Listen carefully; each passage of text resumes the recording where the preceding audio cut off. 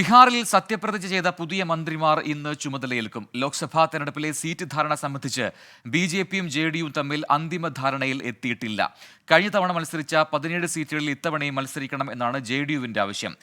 NDA സർക്കാർ സത്യപ്രതിജ്ഞ ചെയ്തതുകൊണ്ട് മാത്രം പ്രശ്നങ്ങൾ അവസാനിക്കുന്നില്ലെന്നും സഭയിൽ ഭൂരിപക്ഷം തെളിയിക്കും വരെ കാത്തിരുന്ന് കാണാമെന്നും ആർ.ജെ.ഡി കേന്ദ്രങ്ങൾ പ്രതികരിച്ചു.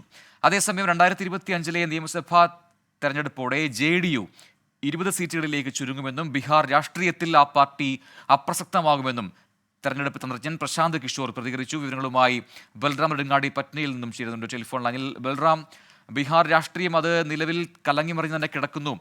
പുതിയ സർക്കാർ അധികാരമേറ്റിട്ടും അത് തുടരുന്നുണ്ട് എന്ന വിലയിരുത്തൽ വരുന്നുണ്ട് പല കോണുകളിൽ നിന്നും. എന്താണ് നിലവിലെ അവിടുത്തെ രാഷ്ട്രീയ സാഹചര്യം? പ്രത്യേകിച്ചും ലോക്സഭാ തെരഞ്ഞെടുപ്പ് അടുത്തിരിക്കെ ഈ പുതിയ സഖ്യത്തിലൊക്കെ തന്നെ എത്രമാത്രം കാമ്പും കഴമ്പുമുള്ള ചർച്ചകൾ നടക്കുന്നുണ്ട്? പ്രജിൻ, അനിശ്ചിതത്വത്തിനൊടുവിൽ നിതീഷ് കുമാർ കഴിഞ്ഞ ദിവസം രാജി സമർപ്പിക്കുകയും തുടർന്ന് എൻ.ഡി.എ സഖ്യത്തിന്റെ ഭാഗമായി സത്യപ്രതിജ്ഞ ചെയ്യുകയും ചെയ്തിരിക്കുന്നു. എങ്കിൽ പോലും ഇപ്പോഴും ഇക്കാര്യത്തിൽ ഒരു അനിശ്ചിതാവസ്ഥ പൂർണ്ണമായും മാറിയിട്ടില്ല എന്നാണ് ആർ.ജെ.ഡി കേന്ദ്രങ്ങൾ പ്രതികരിക്കുന്നത്. സർക്കാരിന് ഇനി സഭയിൽ ഭൂരിപക്ഷം തെളിയിക്കേണ്ടതുണ്ട്. ആ ഘട്ടത്തിൽ തങ്ങൾക്ക് എന്ത് ചെയ്യാൻ കഴിയുമെന്ന് കാണിക്കാം എന്നുള്ള ഒരു പ്രതികരണം ആർ.ജെ.ഡി കേന്ദ്രങ്ങളിൽ നിന്നും ലഭിക്കുന്നു.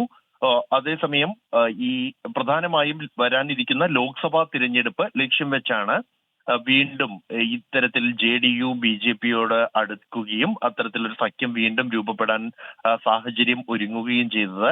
എന്നാൽ ലോക്സഭാ സീറ്റുകളുടെ കാര്യത്തിൽ ഇപ്പോഴും ജെ.ഡി.യുവും ബി.ജെ.പിയും തമ്മിൽ അന്തിമ ധാരണയിലേക്ക് എത്തിയിട്ടില്ല എന്നാണ് നിലവിൽ അറിയാൻ കഴിയുന്നത്. 2019 17 സീറ്റുകളിൽ വീതമായിരുന്നു ബി.ജെ.പിയും ജെ.ഡി.യുവും മത്സരിച്ചത്. എൽ.ജെ.പിക്ക് 6 സീറ്റുകളുമാണ് നൽകിയത്. എന്നാൽ ആ ഘട്ടത്തിൽ ഉണ്ടായിരുന്ന അത്ര ശേഷി ഇപ്പോൾ ജെ.ഡി.യുവിനില്ല എന്നൊരു വിലയിരുത്തൽ ബി.ജെ.പി സംസ്ഥാന ഘടകത്തിനുണ്ട്.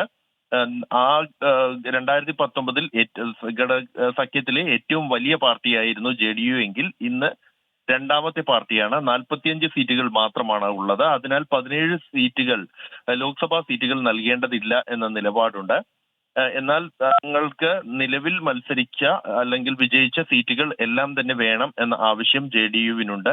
ഈ ലോക്സഭാ സീറ്റുകൾ മുൻനിർത്തിയാണ് പല കാര്യങ്ങളിലും ഈ വിട്ടുവീഴ്ച ചെയ്ത് സർക്കാർ രൂപീകരണത്തിന്റെ ഘട്ടത്തിൽ ബി.ജെ.പിയുടെ ഉപാധികൾക്ക് നിതീഷ് കുമാർ കീഴടങ്ങിയത് എന്നുമാണ് ജെ.ഡി.യു വൃത്തങ്ങളിൽ നിന്ന് ലഭ്യമാകുന്ന വിവരം. വരും ദിവസങ്ങളിൽ സീറ്റ് ധാരണ സംബന്ധിച്ചുള്ള ഒരു അന്തിമ തീരുമാനത്തിലേക്ക് എത്തും. എന്നാൽ അത് തുടക്കത്തിൽ തന്നെ ഇത്തരത്തിലുള്ള സീറ്റുമായി ബന്ധപ്പെട്ടുള്ള പ്രശ്നങ്ങൾ ഉണ്ട് എന്നുള്ളതാണ് ഏറ്റവും ശ്രദ്ധേയമായ കാര്യം. അടുത്ത ഘട്ടത്തിൽ തന്നെ ഈ സീറ്റ് ധാരണ പൂർണ്ണമാക്കാനുള്ള ആലോചനയിലാണ് ജെ.ഡി.യുവിന്റെയും ബി.ജെ.പിയുടെയും നേതൃത്വം.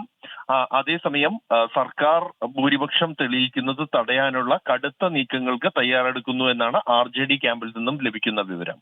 ശരി, ബൽറാം നെടുങ്ങാടിയാണ് വിശദാംശങ്ങൾ നൽകിയത്.